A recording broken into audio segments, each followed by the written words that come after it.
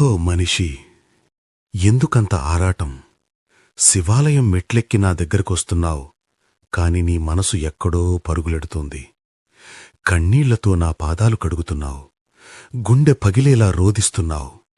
నీ బాధ నాకు అర్థమవుతోంది.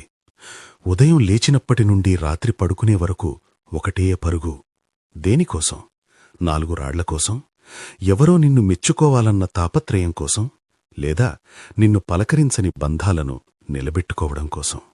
అవసరానికి వాడుకుని వదిలేసే మనుషుల కోసం? నీ సంతోషాన్ని, నీ ప్రశాంతతను ఎందుకు బలి చేస్తున్నావు నాన్నా? నిన్ను ఒకరు మోసం చేశారని, ఇంకొకరు వదిలేసి వెళ్లారని కుమిలిపోతున్నావు. కాని గుర్తుపెట్టుకో, నేను ఒంటికి రాసుకునే భస్మం లేదా బూడిద నీకు ఏం చెబుతోంది? ఈ ఆస్తులు, అంతస్తులు, అందం, అహంకారం, నువ్వు నాదీ నాదీ అని గుండెలకు హత్తుకుంటున్న ఈ దేహం రేపు చిదిమంటల్లో కాలిపోయి చివరికి మిగిలేది పిడికెడు బూడిదే అని. ఇంత చిన్న జీవితంలో ఎందుకు ద్వేషాలు, ఎందుకు పగలు? కష్టాలు రావడం శిక్ష కాదు, అది నీకు జీవితాన్ని నేర్పే పాఠం. నీకొక దారి మూసుకుపోయినప్పుడు నేను ఇంకో అద్భుతమైన దారిని నీకోసం సిద్ధం చేస్తున్నానని ఎందుకు గ్రహించలేకపోతున్నావు?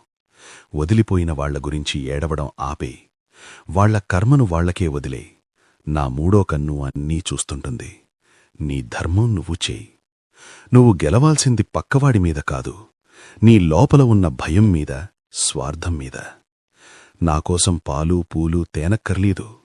నిష్కల్మసమైన నీ మనసునివ్వు చాలు. గుడిలో వెతికే ముందు నీ గుండెలో వెతుకు. అక్కడ ప్రశాంతత రూపంలో నేను ఎప్పుడూ ఉంటాను. ఈ క్షణం నుండి గతాన్ని వదిలే. భవిష్యత్తు భయాన్ని నామీద పెట్టి చిరునవ్వుతో ఈ రోజును బ్రతుకు. నీ ప్రతి అడుగులో ఈ మహాశివుడు తోడుంటాడు.